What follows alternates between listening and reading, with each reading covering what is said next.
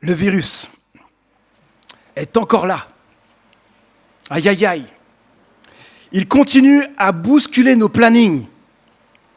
Plusieurs variants nous ont embêtés. Il y en a eu tellement. Plusieurs variants avec des noms assez particuliers, jusqu'à qu'on nous dise quoi? Oh, celui où il y a les deux là? Vous vous rappelez? Hein? Deltacron, quoi. Vraiment. Les variants nous ont embêtés. Des classes s'arrêtent parce qu'un cas est positif. Les enfants doivent se faire tester. Ils doivent revenir en classe avec une attestation. Dans ces moments-là, les parents qui doivent aller au travail sont obligés de trouver une solution pour que les enfants soient gardés. Et puis, il y a des grèves. Et dans les lieux de travail, plusieurs collègues ne sont pas là. Cas positif. Certaines entreprises ont souffert d'absences répétées. Et puis, les protocoles changent. Qu'est-ce qu'il faut faire? Certains s'y collent, d'autres se rebellent. Et puis, il y a encore des personnes qui ont le Covid long et qui ont des difficultés à reprendre leur travail. Normalement, les vaccinés sont vus comme de bonnes personnes, des personnes normales. Et puis, les non-vaccinés sont vus comme des personnes à placer dans un rang inférieur aux autres. Hein. Ce sont comme des citoyens de deuxième rang. Et bientôt 2 ans de pandémie, les amis, qui ont amené beaucoup d'anxiété, d'angoisse, de peur, de confusion, de colère, d'agressivité, de frustration, même de dépression et de violence. Oh, un petit virus qui fait tout ça? Le virus a vraiment compliqué notre quotidien et la lassitude est bien présente aujourd'hui. Où en sommes-nous aujourd'hui? Est-ce que nous nous laissons aller comme plusieurs à des attitudes négatives et néfastes? Ou est-ce que nous avons gardé ou adopté de bonnes attitudes dans notre quotidien, malgré la situation? Comme vous voyez, le thème du message de ce matin, c'est le chrétien face au virus. Je vais répondre à cette question. Quelles attitudes doit avoir le chrétien face au virus? Je ne serai pas, bien sûr, exhaustif. J'aurai beaucoup de choses à dire, mais je donnerai ce qui me semble le plus important.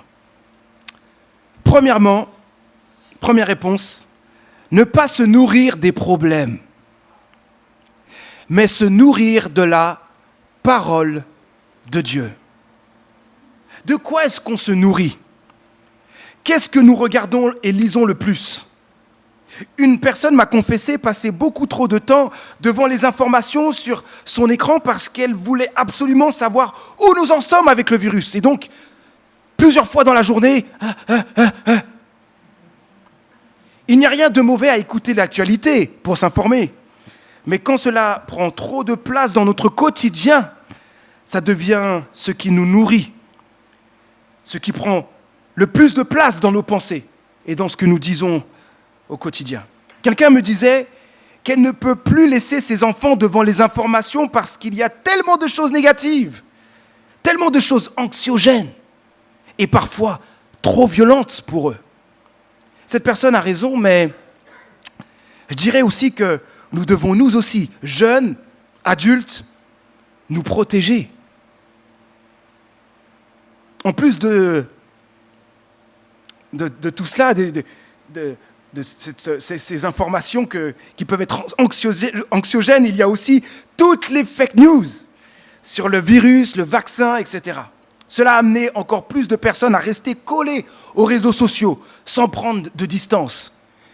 Et la Bible, Dieu l'a déjà un peu dit, même beaucoup dit dans la Bible, il y a des fois où vous voyez où ça montre que l'être humain est très attiré par le nouveau. Hein, parce on nous cache une vérité, encore une autre là-bas. Il y a encore quelque chose en dessous. Oui, le tapis est beau, mais qu'est-ce qu'il y a en dessous? On veut savoir. Et cette curiosité, il y en a qui en profitent, n'est-ce pas? Et tellement de gens se laissent aller, croient à des mensonges. Un chrétien âgé et sage, très sage, a dit lors d'une réunion avec mon épouse, nous avons eu tendance à regarder l'actualité à longueur de journée. Maintenant, j'ai pris la décision de plus lire ma Bible. Elle m'aide à prendre du recul, à voir ce qui se passe sous l'angle de Dieu et à avoir la paix. Je crois que plus une situation est difficile, plus on doit passer de temps dans la parole de Dieu. Wow! Je crois que cette personne a bien raison. Nous pouvons écouter des débats autour du virus, nous informer, regarder ce qu'il y a sur les réseaux sociaux, pas de problème. Mais ces choses ne doivent pas nous envahir au-delà du raisonnable. Le danger quand nous mettons toute notre énergie à quelque chose, c'est que nous n'avons plus ou trop peu d'énergie pour ce qui est essentiel. Selon la parole de Dieu, voici ce qui doit habiter nos pensées, jour et nuit, et nous façonner. La Bible dit dans le psaume 1, versets 1 et 2, « Heureux l'homme qui ne marche pas selon le conseil des méchants, qui ne va pas se tenir sur le chemin des pécheurs, qui ne s'assied pas en compagnie des moqueurs. Toute sa joie, il la met dans la loi de l'Éternel, qu'il médite jour et nuit. » Dans ce texte, Dieu nous invite à choisir la voie du bonheur absolu. Non en écoutant et en suivant les conseils des méchants, mais plutôt les conseils de Dieu. Ces conseils sont dans la Bible, sa parole. Dieu nous invite à prendre plaisir dans la lecture et la méditation de la Bible, à chaque fois que nous en avons l'occasion, le matin, l'après-midi et ou le soir. Nous, chrétiens, passons autant de temps que possible à méditer la parole de Dieu, afin qu'elle nous façonne. C'est elle qui doit avoir la première place dans notre vie, qui doit nourrir nos pensées et façonner notre quotidien. Rien d'autre ne doit avoir cette place-là. Rien. Ne nourrissons pas nos pensées de tout ce qui concerne le virus, les vaccins, etc. Que notre vie ne soit pas centrée sur le virus et tous les débats et problèmes que cela génère, mais que notre vie soit centrée sur Dieu, sur sa parole, vivante, encourageante et vivifiante. Quand c'est la parole de Dieu qui nourrit quotidiennement nos pensées, elle nous aide à être plus centrés sur Dieu. Elle nous aide à être plus connectés à sa volonté. Elle nous aide aussi à être plus sages dans nos réflexions et dans nos décisions. Donnons la première place à la parole de Dieu. Deuxièmement, quelle attitude doit avoir le chrétien face au virus ? Ne pas laisser les différentes opinions nous diviser, mais protéger nos relations, et en particulier l'unité de l'Église. Les débats actuels divisent notre société. Il y a les pro-vaccins et il y a aussi de l'autre côté les anti-vaccins. Et puis maintenant on a trouvé le langage un peu plus stylé, les pro-vax, les anti-vax. Cette division touche, écoutez bien, cette division touche les couples, les familles, les relations au travail, même nos amitiés. Quelqu'un me disait que les relations avec les membres de sa famille sont devenues tendues. Ils ne sont pas d'accord au sujet du vaccin, ok, il n'y a pas de problème, mais cela affecte sérieusement leurs relations. Malheureusement, les églises ne sont pas épargnées. Vous avez peut-être entendu certaines églises se diviser clairement sur ces questions, au point que ça divisait l'église. Et donc des gens partaient de l'église parce que « Ah, c'est quoi cette histoire ? Je ne suis pas d'accord, je m'en vais. » Un virus qui amène tout ça. Aujourd'hui, plusieurs personnes sont obsédées par les recherches anti-vaccins. Ils envoient chaque jour des vidéos, des liens à tous leurs amis sur le sujet. Cela occupe tout leur temps, toute leur énergie, toute leur pensée. Mais ce n'est pas le rôle du chrétien, les amis. Les débats pour ou contre le vaccin ne doivent pas devenir une obsession. Alors, quelle attitude devrions-nous avoir, nous chrétiens, dans nos relations ?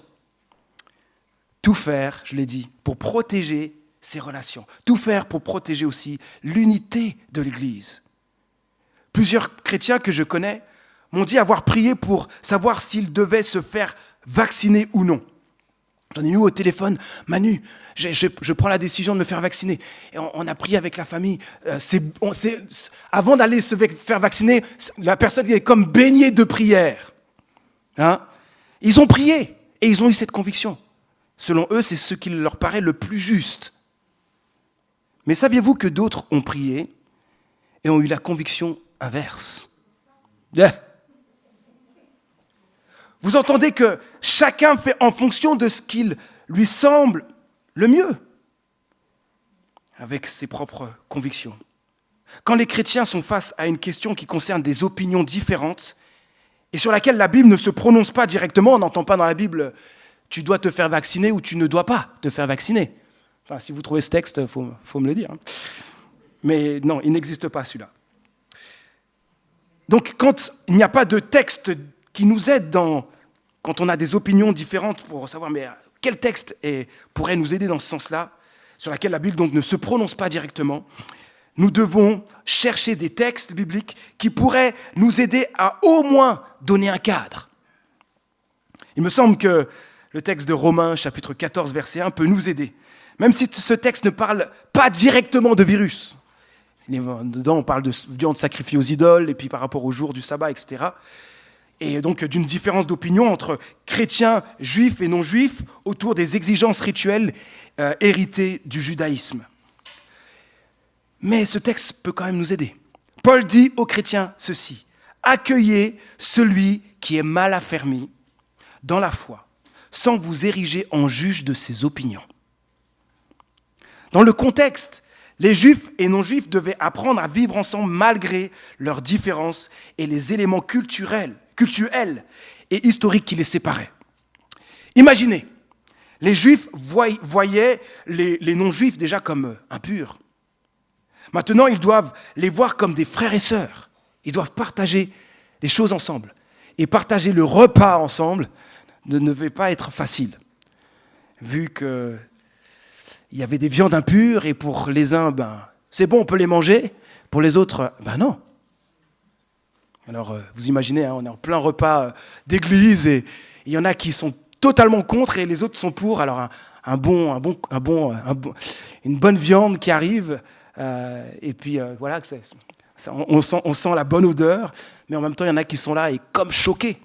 Comment faire pour vivre une communion ensemble ? Vivre quelque chose de beau ensemble quand il y a ça. Donc, pas simple. Entre ces deux peuples, les obstacles à l'unité étaient nombreux et les situations paraissaient impossibles à démêler. Mais en Jésus-Christ, toutes les barrières tombent. Là, on dit un grand amen, là. Toutes les barrières tombent.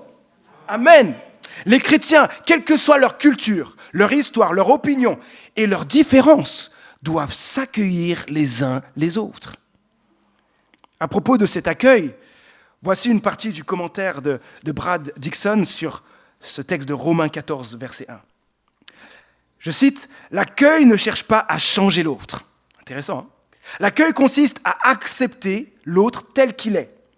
Paul laisse donc de la place pour des opinions différentes dans l'Église. L'unité n'est pas basée sur l'uniformité et l'unité n'exige pas l'uniformité. Tu ne dois pas être comme moi et penser totalement comme moi. Suite, une autre partie du commentaire dit ceci, « Il est bon et important d'avoir des convictions personnelles, mais nous devons laisser à nos frères le droit d'en avoir également, même si elles diffèrent des nôtres. » Fin de citation. Mes amis, on ne peut pas être d'accord sur tout dans l'Église. Je vous apprends quelque chose ? Il est normal qu'il y ait des divergences d'opinion entre chrétiens. Et malheureusement, nous ne savons pas toujours comment les gérer. Et Satan, lui, il en profite, il se frotte les mains pour nous attaquer et pour nous diviser. Il ne divise pas que l'Église, il nous divise dans nos relations, en famille, etc.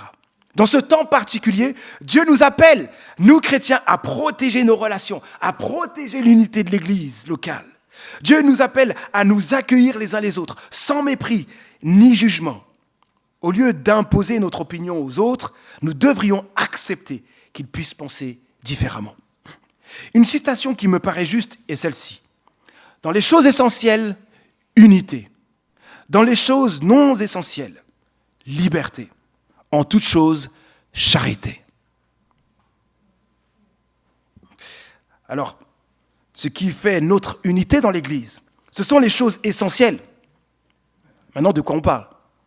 Les vérités objectives de la Bible. La Bible, déjà, est pour nous parole de Dieu. Il faut qu'on soit d'accord avec cela. Sinon, comment on peut vivre l'unité ? Pour nous, Dieu existe.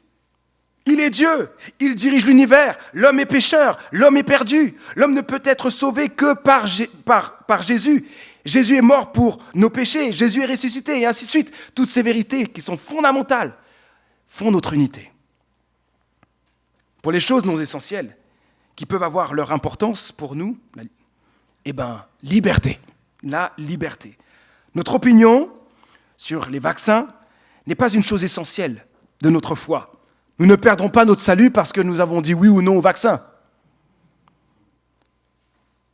Donc, nous ne devrions pas laisser cette question envenimer nos relations et nous diviser entre chrétiens. L'unité est encore possible. Si dans l'Église, nous avons des opinions différentes sur des sujets non essentiels, respectons-nous, recherchons l'amour et la paix. Cela peut demander parfois de faire de gros efforts. On discute, mais on n'est pas d'accord.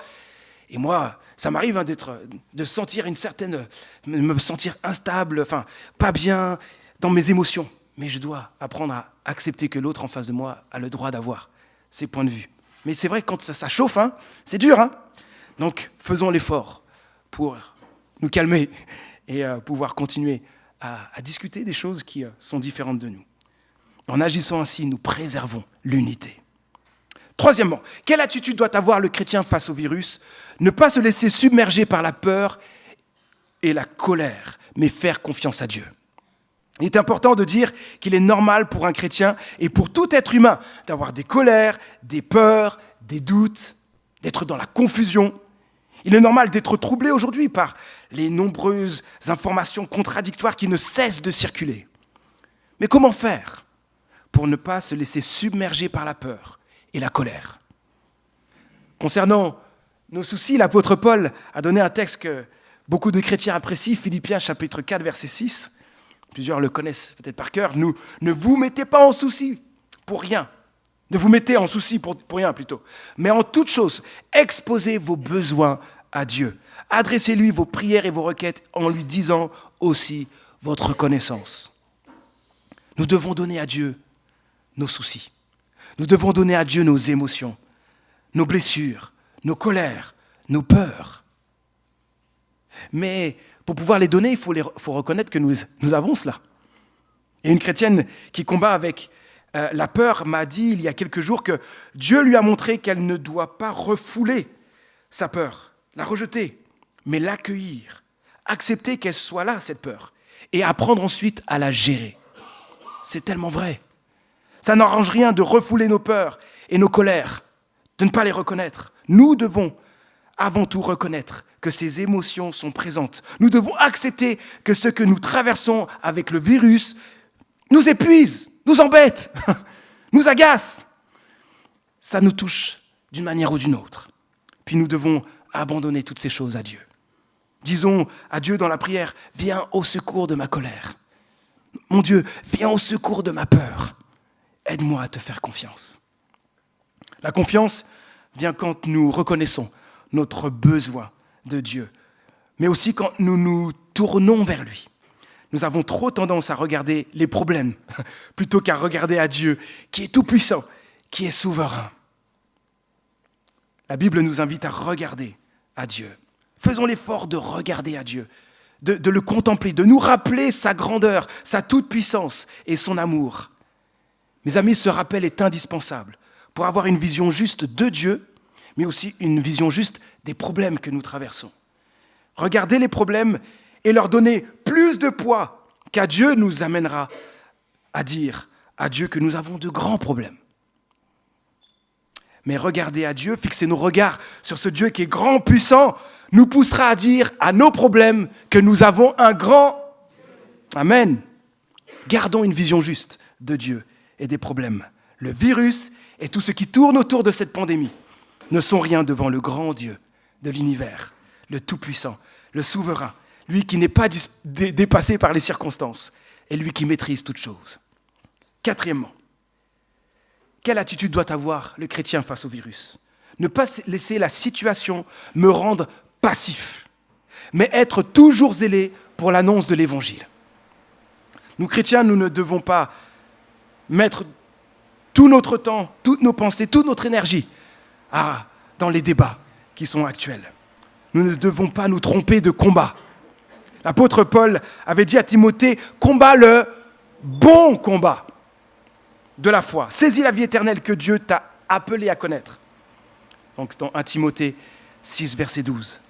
Mes amis, Dieu nous appelle à combattre le bon combat et non le mauvais. Depuis le début de la pandémie, l'ennemi était tout et n'importe quoi, n'est-ce pas ? Pour plusieurs, l'ennemi qui était au début le virus est devenu les Chinois, puis le vaccin, puis les chrétiens de Mulhouse, puis les autorités, puis les non-vaccinés. Enfin, il y a toujours des ennemis, et je pense qu'il y en a d'autres. On en trouve toujours un autre. Mes amis, ne nous trompons pas d'ennemis. Si on se trompe d'ennemis, on se trompe de combat. Le véritable ennemi, ce ne sont pas toutes ces personnes. Écoutez ce que la Bible dit dans Éphésiens chapitre 6, verset 12. Nous n'avons pas à lutter contre des êtres de chair et de sang, mais contre qui ? Contre des puissances, contre les autorités, contre les pouvoirs de ce monde, des ténèbres et contre les esprits du mal dans le monde céleste. Attention, quand ça dit autorité, ça ne parle pas du gouvernement, là. On parle ici, vous voyez, contre les pouvoirs de ce monde, des ténèbres, d'accord ? Ne nous trompons pas de combat, les amis. Satan attaque, donc combattons le bon combat. Ne soyons pas comme des victimes qui cherchent un bouc émissaire à chaque coin de rue, en faisant tout ce qui bouge, de tout ce qui bouge et ne bouge pas un ennemi. Notre ennemi, ce sont les puissances démoniaques qui ne cessent d'attaquer, d'éloigner le monde de Dieu et de sa grâce. Satan attaque aussi les enfants de Dieu pour affaiblir leurs ailes pour l'annonce de l'Évangile. Le savoir doit nous pousser donc à prier et aussi à prier pour que Dieu nous délivre du mal, pour que Dieu touche notre pays, afin que plusieurs passent de la mort à la vie, des ténèbres à la lumière de Dieu. J'ai mentionné l'ennemi dans notre combat, donc les puissances démoniaques, mais il y a aussi un autre problème plus profond. Le cœur du problème de notre société est toujours le même. Le plus gros problème de notre monde ne vient pas de l'extérieur de nous-mêmes, virus ou autre, mais de notre propre cœur. Ce qui doit nous inquiéter le plus, les amis, ce n'est pas le virus ou même l'ennemi, mais surtout le problème du péché. Parce qu'à cause de nos péchés, nous méritons tous la mort et le jugement de Dieu. Ça, c'est pire que toute autre chose. Si nous ne mettons pas toute notre confiance en Jésus-Christ pour être pardonnés de nos fautes, nous irons tous en enfer. La Bible dit ceci, dans Romains 6, verset 23, « Le salaire que verse le péché, c'est la mort. » Mais heureusement, on a besoin de la suite. « Mais le don de la grâce que Dieu accorde, c'est la vie éternelle dans l'union avec Jésus-Christ, notre Seigneur. » Si ce matin, vous n'avez pas l'assurance d'être sauvé et d'appartenir à Dieu, n'attendez pas. N'attendez pas. La chose la plus importante de votre vie est de venir à Jésus-Christ pour être réconcilié avec Dieu pour toujours. Nous devrions, nous chrétiens, nous rappeler que nous avons un rôle sérieux, important, solennel, éternel à jouer dans ce monde. Nous sommes sel et lumière du monde. Alors, soyons actifs pour refléter Dieu dans notre vie quotidienne, par nos paroles, en proclamant qui est Jésus-Christ. Et prions pour des vies transformées. Et puis, dans ce point, je dis, rien ne doit amoindrir nos prières pour ceux qui ne sont pas encore chrétiens et notre zèle pour l'annonce de l'Évangile. Cinquièmement, une autre attitude, ne pas penser en mode problème, mais en mode solution, en recherchant le bien de notre pays. Être en mode problème, penser en mode problème, c'est être passif. Mais quand on veut chercher à être une solution pour les autres et pour notre société, c'est là que les choses changent. Nous devons être une solution. La Bible nous dit dans Jérémie 29, verset 7, « Recherchez le bien-être de la ville où je vous ai déportés et priez l'Éternel en sa faveur, car de son bien-être dépend le nôtre. » Faisons le bien par tous les moyens possibles dans la ville où Dieu nous a placés et prions pour ses habitants. La Bible nous appelle à pleurer avec ceux qui pleurent. Cela veut dire de manifester notre amour envers ceux qui souffrent, manifester notre compassion envers ceux qui souffrent encore du virus. Je pense à ceux qui ont le Covid long, qui ont perdu leur travail, qui ont des familles brisées. Nous pouvons aussi manifester notre compassion envers les personnes de notre entourage qui sont dans le deuil. Faire le bien, c'est aussi prier pour les autorités, le gouvernement. Ne faisons pas comme la majorité des personnes qui passent leur temps à critiquer le gouvernement en place. Nous avons le droit d'avoir notre point de vue, de garder un sens critique, mais passer notre temps à critiquer les autorités conduit inévitablement, à un moment donné, à la médisance. Plus on critique le gouvernement, écoutez bien, plus on critique le gouvernement, plus on va se mettre à avoir de la haine envers lui. Est-ce que Dieu cautionne cela? Non. Dieu ne cautionne pas une telle attitude. Dieu nous appelle à respecter les autorités, même si nous ne sommes pas d'accord avec tout, sans bien sûr nous compromettre quand nous les suivons dans une voie. Au lieu de passer notre temps à critiquer les autorités, la Bible nous invite à les respecter et à prier pour elles. Un beau texte, 1 Timothée 2, nous dit ceci, que l'on prie pour les rois, pour tous ceux qui sont au pouvoir, afin que nous puissions mener à l'abri de toute violence et dans la paix une vie qui exprime dans tous ses aspects notre attachement à Dieu et qui commande le respect. Voilà ce qui est bien devant Dieu, notre Sauveur, ce qu'il approuve, car il veut que tous les hommes soient sauvés et parviennent à la connaissance de la vérité. Prier pour le gouvernement amène jusque-là. Donc, prions pour le gouvernement, afin qu'il prenne les meilleures décisions. Prions pour le nouveau gouvernement, enfin le nouveau président dans quelques semaines. Prions pour eux, pour que nous menions une vie paisible, pour le maintien de la liberté de conscience, pour la liberté de culte, qu'en France, nous soyons libres d'annoncer l'évangile de Jésus-Christ. Sixième et dernier point, ne vous inquiétez pas, j'en ai pas 10. Quelle attitude doit avoir le chrétien face au virus? Ne pas se laisser envahir par les incertitudes, mais s'appuyer sur l'espérance certaine en Jésus-Christ. Nous sommes dans un monde rempli de confusion, d'incertitude. Dieu appelle chaque chrétien à se nourrir des certitudes qui sont dans la parole de Dieu et à attendre avec joie le retour de Jésus-Christ. La Bible dit ceci dans Hébreux 10, verset 24. « Restons fermement attachés à l'espérance que nous reconnaissons comme vraie, car celui qui nous a fait cette promesse, les promesses, est digne de confiance. » Il est dit dans ce texte que je viens de lire, que je viens de citer, que nous devons rester fermement attachés à l'espérance. Mais pourquoi des verbes aussi forts pour nous maintenir dans l'espérance? Certainement parce que notre réflexe est de nous laisser envahir par ce que nous voyons et non par ce que nous ne voyons pas, c'est-à-dire l'espérance certaine en Jésus-Christ. Ce n'est pas encore pleinement présent. On voit des personnes, des vies transformées, mais l'espérance, la vie éternelle, c'est encore à venir. Il y a aussi le danger de tomber dans le désespoir. Un chrétien désespéré aura beaucoup de mal à avancer dans la vie. Protégeons notre cœur. Rien ne doit enlever notre joie d'appartenir à Dieu. Rien ne doit enlever notre joie d'être sauvé par Jésus-Christ. Et rien ne doit enlever notre joie d'avoir un avenir assuré pour l'éternité.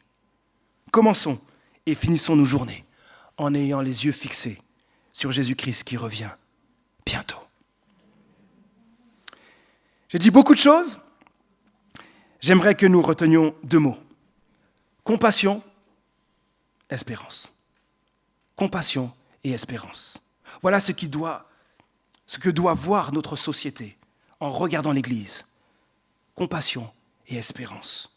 Le chrétien face au virus doit surtout montrer sa compassion envers ceux qui souffrent et amener à l'espérance inébranlable que nous avons en Christ. Puissions-nous être la communauté la plus compatissante et aussi la plus festive du monde. Que la compassion et les réjouissances soient la réponse de nos cœurs aujourd'hui, demain et tous les jours de notre vie, jusque dans l'éternité. Prions. Notre Dieu, nous voulons avoir la meilleure attitude possible dans cette période Covid qui perdure et qui a changé notre société. Aide-nous à nous nourrir de ta parole, à protéger nos relations et l'unité de l'Église, à te faire confiance, à être toujours zélés pour l'annonce de l'Évangile, à rechercher le bien de notre pays et à nous appuyer sur l'espérance certaine en Jésus-Christ. Certains d'entre nous, ce matin, peut-être ne sont pas chrétiens et ont entendu beaucoup de choses. Et Seigneur, que tu touches leur cœur pour qu'elles viennent à toi, qu'elles saisissent la beauté de ton amour et qu'elles puissent expérimenter ta grâce. Merci de toucher les cœurs ce matin. Nous prions, Seigneur, que nous soyons une communauté, la communauté la plus compatissante et la plus festive du monde, parce que nous avons le Saint-Esprit et parce que Jésus-Christ a tout accompli à la croix et il revient bientôt. Amen.